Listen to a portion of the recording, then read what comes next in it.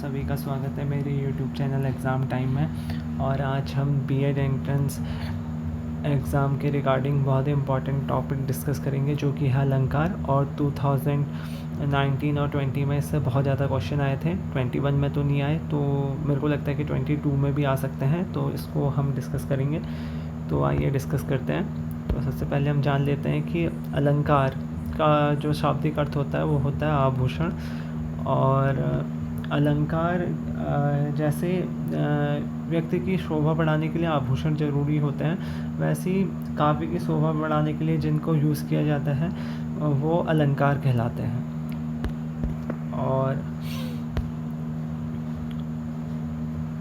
और जो अलंकार होता है दो शब्दों से मिलकर बना होता है, अलम धनकार। यहाँ अलम का अर्थ होता है आभूषण।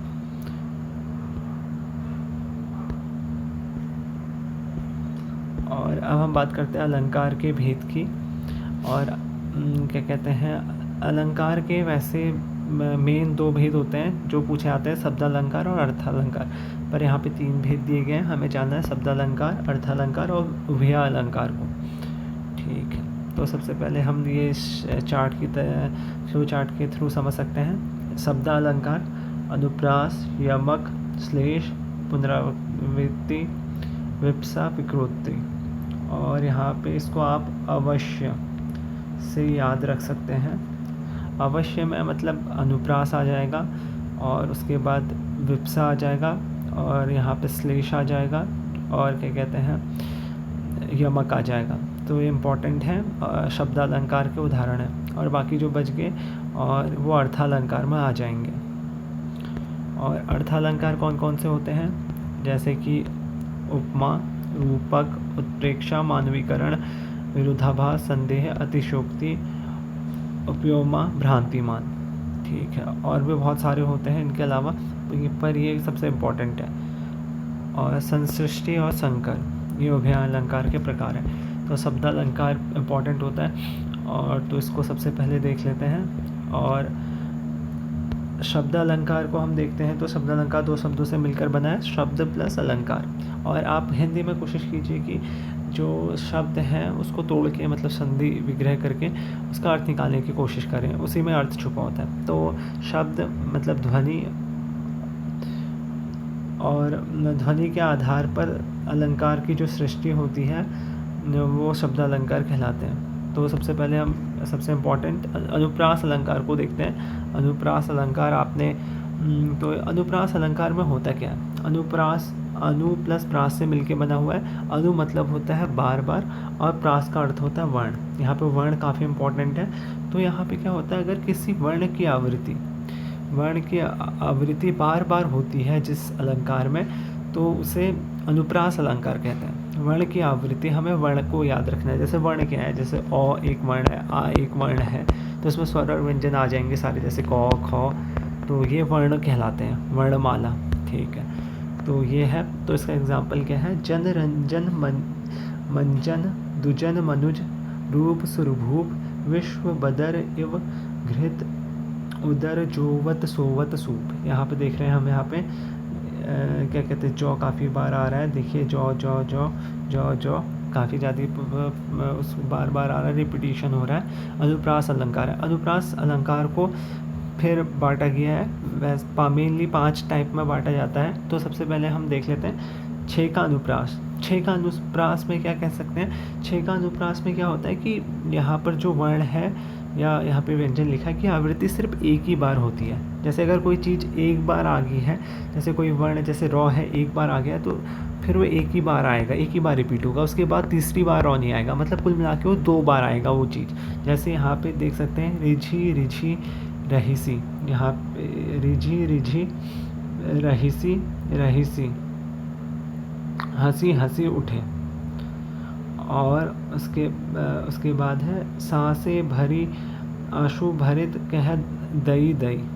तो यहाँ पे देखिए जो रॉ है रिझी रिझी, यहाँ पे देखिए पूरे वर्ण को हम ले लेते हैं, मतलब व्यंजन को ले लेते हैं, एक ही बार आया। और रहीस रहीस भी एक ही बार उसकी आवृत्ति हो रही है, और हंसी हंसी की भी एक बार ही आवृत्ति हो रही है। और फिर उसके बाद अगले अलंकार को देखते हैं, वो होता है वृत्यानुप्रास। वृत्यानुप्रास में क्या होता है, एक व्यंजन की आवृत्ति अनेक बार होती है, वहाँ पे वृत्यानुप्रास होता है। तो यहाँ पर अनेक जो वर्ण की आवृत्ति है एक से अधिक बार होगी। जैसे हमें देखने को मिलता है जैसे इसमें लिखा है चामर सी, चंदन सी, चंद सी, चांदनी, चमेली, चारू, चंद, सुघीर है। चौ की आवृत्ति काफ़ी बार भी यहाँ पे, जैसे ऐसा एग्जाम्पल भी देखने को मिलता है, हम बचपन से ही पढ़ते हैं, तरनी, तनुजा, टक, तमाल, तरुवर, बहु, छाए। तो यहाँ पे तौ की आवृत्ति देखने को मिल रही है हमें। फिर आता है लाटानुप्रास अलंकार। लाटानुप्रास में क्या होता है, लाटानुप्रास में यहाँ पे वो होता है, दो या दो से अधिक बार आता है एक ही वाक्य, पर उसके अर्थ अलग अलग होते हैं। वो लाटानुप्रास में आवृत्ति तो हो रही है वाक्यों की, पर उसके अर्थ अलग अलग होंगे, वहाँ पे लाटानुप्रास होगा। जैसे कि लाटानुप्रास का एग्जाम्पल है, मागी नाव ना केवट आना। और जैसे हम देखते हैं, मागी नाव ना केवट आना, और उसके बाद मागी नाव ना केवट आना, उसमें हलंत का है, क्या कहते हैं, बाद में यहाँ पे वाले में हलंत लगा होगा। जैसे यहाँ पे भी देख सकते हैं, जैसे यहाँ पे दे रखा है, मतलब अलग अलग अर्थ होता है, पर रिपीटिशन होता है उन चीज़ों का। फिर आता है अंत्यानुप्रास अलंकार। अंत्यानुप्रास, अंत्यानुप्रास क्या है, अंत्यानुप्रास में यहाँ पे जहाँ अंत में तुक मिलती है, जैसे हम शायरी देखते हैं, शायरी वायरी और जैसे रैप सॉन्ग चलते हैं, उसमें क्या होता है, अंत्यानुप्रास का अलंकार का काफ़ी यूज़ किया जाता है। जैसे लगा दी किसने आकर आग, कहा था तू संशय के नाग। देखो इनका यहाँ पे वो हो रहा है, तुक बिंदी हो रही है, आग और नाग, क्या कहते हैं, जैसे कि होता है ज़िंदगी में सब कुछ धोखा है, और मतलब ज़िंदगी में सब कुछ धोखा है, धोखा, और क्या कहते हैं, पढ़ ले बेटा मौका, सब कुछ धोखा, पढ़ ले बेटा मौका। धोखा और मौका यहाँ पे अंत्यानुप्रास अलंकार है, तो आप देख सकते हैं यहाँ पे। और फिर उसके बाद है श्रुत्यानुप्रास अलंकार। यहाँ पे क्या होता है, जहाँ पर कानों को मधुर लगने वाले अणु की आवृत्ति होती है, यहाँ पर श्रुत्यानुप्रास अलंकार होता है। जैसे दनांत था वे दीनानाथ डूबते, सुधेनु आवत गृह ग्वाल बाल थे। ठीक है, ये हो गया। तो उसके बाद हम देख लेते हैं यमक अलंकार।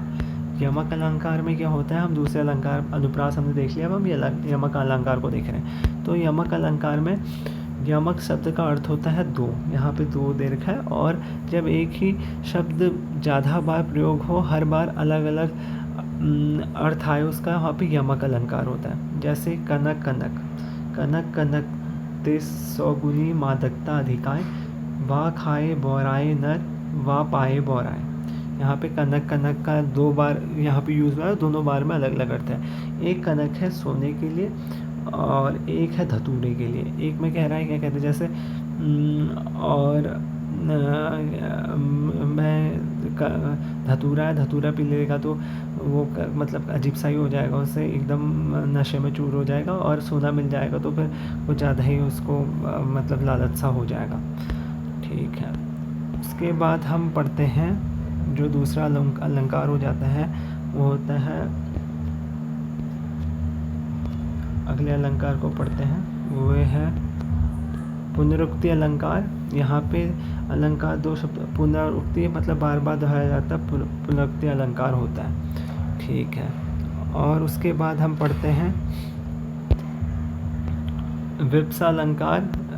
जब आदर, शोक, विस्मय आदि आदि बोधों का प्रभावशाली रूप के लिए शब्दों की पुनरावृत्ति होती है, तो पुनरुक्ति होती है, वहाँ पे विप्सा अलंकार होती है। जैसे कि मोही मोही मोहन को मन भाई, राधामय राधा मन मोही मोही मोहन मई मई। ठीक है, और फिर विकृति अलंकार में क्या होता है, जहाँ पर वक्ता द्वारा बोले गए शब्दों का श्रोता अलग अलग अर्थ निकालता है, वहाँ पे विकृति अलंकार होता है। अलग अलग अर्थ निकाल देंगे तो यहाँ पे विकृति अलंकार होगा। ठीक है, और फिर आता है श्लेष अलंकार, काफ़ी इंपॉर्टेंट है, इससे काफ़ी क्वेश्चन होते हैं। जहाँ पर एक ही कोई एक शब्द एक ही बार आए और उसके अर्थ अलग अलग निकले, वहाँ पे श्लेष अलंकार होता है। मतलब श्लेष का मतलब होता है कहीं ना कहीं चिपका हुआ। तो यहाँ पे क्या होता है, जैसे कि हम देखते हैं, रहीमन पानी राखे बिन पानी सब सुन, पानी गए न उबरे मोती मानस शून। तो रहीमन पानी राखे, यहाँ पानी को बचाने की बात कर रहा है। पानी सिर्फ एक शब्द है पर उसका 3 जगह यूज़ किया कि पानी के बिना नहीं उबरते हैं मोती, और क्या कहते हैं, मतलब इज्जत सम्मान के लिए कहा गया। और मनुष्य ने साधारण मोती के लिए कहा है जो होता है, और मोती की चमक नहीं रहती है, मनुष्य के लिए कहा है। और इसमें इज्जत का यूज़ किया गया, पानी उसकी इज्जत या सम्मान के लिए यूज़ किया। और चूना, अगर चूने में पानी नहीं मिलाएंगे तो कैसे काम कर सकता है, मतलब चूने के लिए मतलब आटा जो होता है, बिना आटे के में पानी डाले हम रोटी नहीं बना सकते, तो कुछ मोल नहीं रह जाता है उनका। ठीक है, ये हो गए थे इम्पोर्टेंट। अब उसके बाद हम अर्थालंकार को डिस्कस करेंगे। अर्थालंकार क्या होता है, जहाँ पर अर्थ के माध्यम से काव्य में चमत्कार उत्पन्न होता है, तो वहाँ पर अर्थालंकार होता है। सबसे पहले उपमा शब्द का अर्थ होता है तुलना। जब किसी व्यक्ति या वस्तु की तुलना किसी दूसरे व्यक्ति से की जाती है तो वहाँ पर उपमा अलंकार होता है। जैसे कि व्यक्ति या वस्तु की तुलना किसी दूसरे व्यक्ति वस्तु से की जा रही है तो वहाँ पर उपमा अलंकार है। तो जैसे सागर सा गंभीर हृदय हो, गिरी सा ऊंचा जिसका मन। ठीक है, और उसके बाद ये उपमा के प्रकार हो गए हैं। और फिर उसके बाद आता है रूपक अलंकार। और रूपक अलंकार में क्या होता है, जहाँ पर उपमेय और उपमान में कोई अंतर ना दिखाई दे वहाँ पर रूपक अलंकार होता है। तो रूपक अलंकार में क्या होता है, उपमेय और उपमान में कोई अंतर नहीं होता है यहाँ पर। तो उदित उदय गिरि मंच पर, और रघुवर बाल पतंग, विगासे संत सरोज सब, हरिषे लोचन भ्रंग, ये इसका एग्जाम्पल है यहाँ पर। और फिर उत्प्रेक्षा अलंकार आता है, जहाँ पर उपमान के ना होने पर उपमेय को ही उपमान मान लिया जाता है, तो वहाँ पर उत्प्रेक्षा अलंकार होते हैं। तो यहाँ पर उत्प्रेक्षा अलंकार है और उपमेय को ही उपमान मान लिया जा रहा है। जैसे यहाँ पे साकी सोहत गोपाल के उर्गुजन की माला, बाहर सोहत मनु पिए दावन की ज्वाला, ये इसका एग्जाम्पल है। और फिर उसके बाद आता है संदेह अलंकार। और जहाँ पर संदेह होता है उनके बीच में दुविधा बनी हुई रहती है उपमेय और उपमान के बीच में, तो यहाँ पे संदेह अलंकार होता है इसका। और फिर अतिशोक्ति, जहाँ पर की चीज़ों को बड़ा चढ़ाकर बताया जाता है। और जिस अलंकार में जैसे मतलब बहुत बड़ी बातें कही जाती हैं जो सही भी नहीं होती है, मतलब ऐसा लगे कि सही होगा भी नहीं होगा, तो वहाँ पर अतिशोक्ति होती है, बड़ा चढ़ा कर कहना।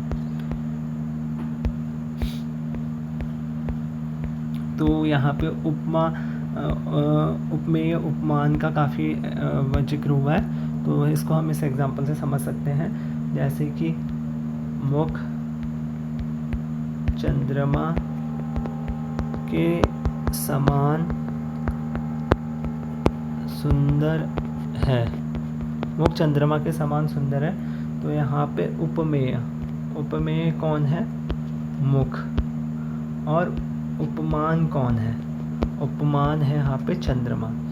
उपमेय है मुख और उपमान है चंद्रमा। यहाँ पर मुख चंद्रमा के समान सुंदर है, तो क्या कहते हैं, किसकी तुलना की जा रही है, मुख की तुलना की जा रही है, तो क्या होगा उपमेय। और किससे तुलना की जा रही है, वो हो जाएगा यहाँ पे उपमान, क्योंकि चंद्रमा से तुलना की जा रही है। और ये कौन सा अलंकार है, यहाँ पे उपमा अलंकार है। और अगर क्या कहते हैं उपमेय और उपमान में, अब हमने देखा क्या कहते हैं कि अगर उनमें भेद नहीं हो पा रहा है, डिफ्रेंशिएशन नहीं हो रहा है, तो वहाँ पर रूपक अलंकार है। जैसे रूपक में क्या होगा, क्या कहते हैं, मुख चंद्रमा है, जैसे ऐसे कह देते हैं मुख चंद्रमा है, वैसे मुख चंद्रमा है, तो कौन उपमेय है कौन उपमान है, किसकी तुलना की जा रही है, इस पर पता नहीं चल पा रहा है हमें। तो यहाँ पे कौन सा अलंकार होगा, रूपक अलंकार होगा। तो यही थे दोस्तों, मतलब। और एक हम प्रदीप अलंकार देख लेते हैं। प्रदीप अलंकार में क्या होता है इसका अर्थ होता है उल्टा। उपमा के अंगों को उलटफेर करने को, उपमेय को उपमान के समान कहकर उलट करने को प्रतीप अलंकार कहते हैं। और क्या कहते हैं, नेत्र के समान कमल है। नेत्र के समान कमल है मतलब उल्टा कह देंगे, जैसे कि जो नेत्र के, हम कहते हैं कि जो नेत्र के समान कमल है, कमल के समान नेत्र हैं। जैसे हम कहते हैं कि मृग के समान नयन है, मृग नयनी, मृग के समान नयन है। और क्या कहते हैं, यहाँ पर उल्टा किया जाएगा। जैसे कि हम कह रहे हैं कि जो मृग है नयन के समान है, तो ऐसा तो नहीं होगा, पर इसमें वो कर रहा है कि नेत्र के समान कमल है, कि नेत्र के समान कैसे कमल हो सकते हैं। तो यहाँ पर प्रतीप अलंकार होता है।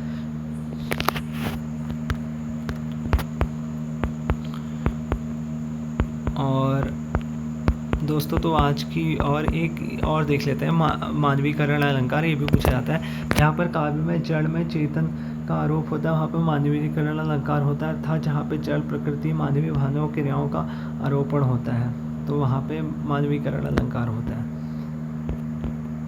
तो दोस्तों, क्या कहते हैं, आज की वीडियो में इतना ही। और क्या कहते हैं, अपने दोस्तों को ज़्यादा से ज़्यादा वीडियो को शेयर कीजिए, ताकि वो भी इसका फ़ायदा उठा सकें। और चैनल को सब्सक्राइब कीजिए और वीडियो को लाइक कीजिए। Thank you.